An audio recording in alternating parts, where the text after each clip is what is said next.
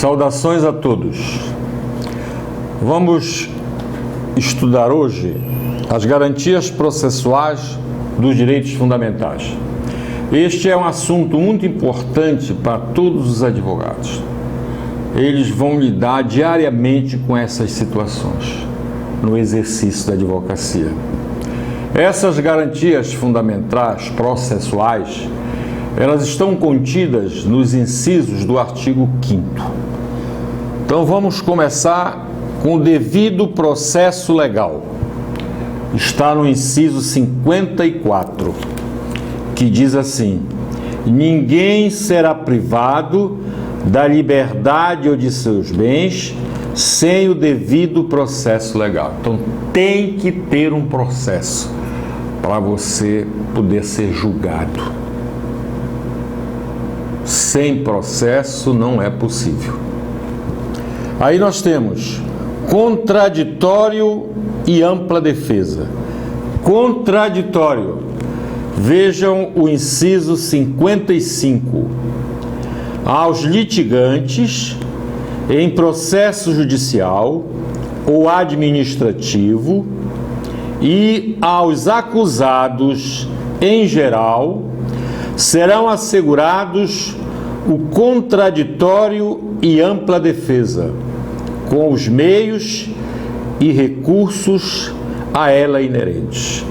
Ninguém pode ser condenado sem defesa. Tem que existir o direito do contraditório. Ampla defesa. Permanece o inciso 55. Tem que ser dada ampla defesa ao acusado, na mesma dosagem que foi dado à acusação, também deve ser dado à defesa, na mesma amplitude. Prova ilícita. Nós temos o inciso 56. São inadmissíveis no processo as provas obtidas por meios ilícitos. Qualquer prova ilícita perde a sua validade. Não funciona como prova tudo aquilo que é considerado ilícito. Presunção de inocência. Nós vamos encontrar no inciso 57. Ninguém será considerado culpado até que o trânsito em julgado de sentença penal condenatória. Nós temos uma polêmica aí com a prisão em segunda instância, né? Porque nós temos outras instâncias e não está esgotado a defesa. Então, se discutiu muito isso, o Supremo decidiu, agora suspendeu e continua prevalecendo o inciso 57 do artigo 5º. Ninguém será considerado culpado até que o trânsito em julgado de sentença penal condenatória. Transitado em julgado quer dizer definitiva. Tá? Então, há a presunção de inocência. Proibição de identificação criminal da pessoa civilmente identificada. Aqui nós temos o inciso 58. O civilmente identificado não será submetido à identificação criminal, salvo nas hipóteses previstas em lei. Se você é portador da carteira de identidade, você não será submetido à identificação criminal, apresentando a carteira, tirando uma xerox, anexando ao inquérito, que depois vai se transformar em processo. Com exceção de determinados crimes que estão previstos em lei especial. Aí, nestas situações, não prevalecerá apenas a carteira de identidade. Muito bem. Agora nós temos garantias da legalidade, de comunicabilidade das prisões. É o artigo 61.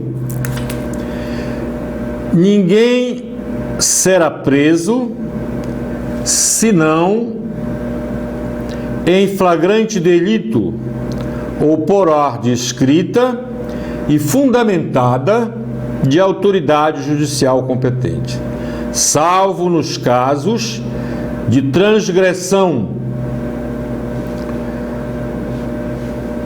militar ou crime propriamente militar.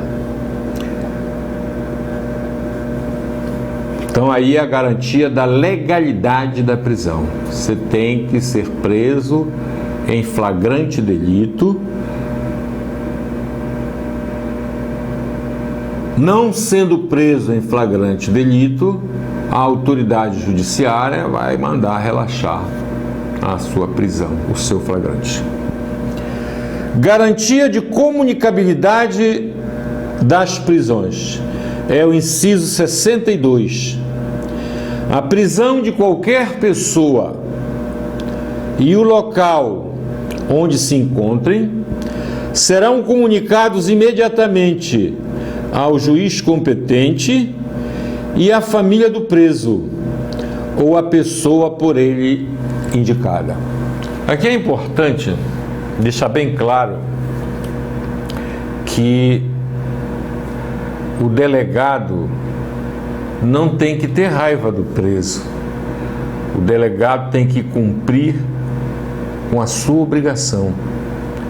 Inclusive deixar bem claro para a pessoa que ele pode permanecer calado, deixando para manifestar-se somente perante o judiciário.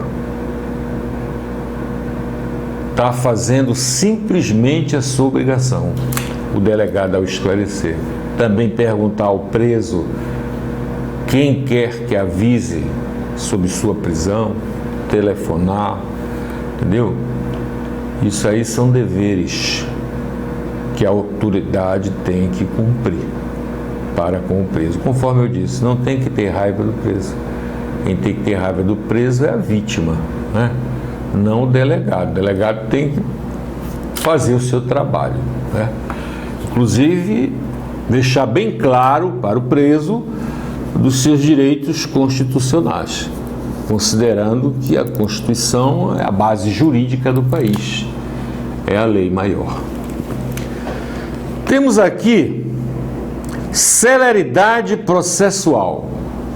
Isso aí foi um sonho, não é?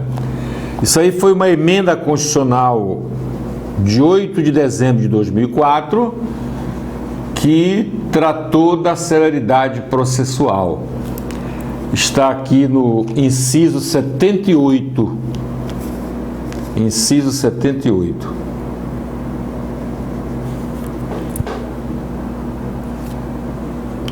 Diz assim: a todos no âmbito judicial e administrativo são assegurados a razoável duração do processo e os meios que garantam a celeridade de sua tramitação. Então, esse inciso trata da celeridade processual, para os processos não dormirem nas gavetas, né? Então, no parágrafo 1º deste inciso tem assim: as normas definidoras dos direitos e garantias fundamentais têm aplicabilidade imediata. Vocês estudaram, nós fizemos vários exercícios, então isso é uma norma de aplicabilidade imediata, né? Como é que se chama?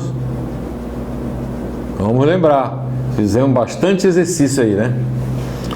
No parágrafo 2º tem assim: os direitos e garantias expressos nesta Constituição não excluem outros decorrentes do regime e dos princípios por ela adotados, ou por tratados internacionais em que a República Federativa do Brasil seja parte, quer dizer, assegurado a validade dos tratados. No parágrafo 3º, os tratados, convenções internacionais sobre direitos humanos que forem aprovados em cada casa do Congresso Nacional, em 2 turnos, por 3/5 dos votos dos respectivos membros, serão equivalentes às emendas constitucionais. E no parágrafo 4º, o Brasil se submete à jurisdição de Tribunal Penal Internacional, a cuja criação tenha manifestado adesão. Bom, então veja bem, a celeridade processual significa dizer a eficiência que a justiça deverá empregar no julgamento dos processos, para evitar que eles demorem muito. Esta celeridade processual, ela continua sendo um sonho. Enviarei para os senhores também um material sobre isso. Por hoje é só.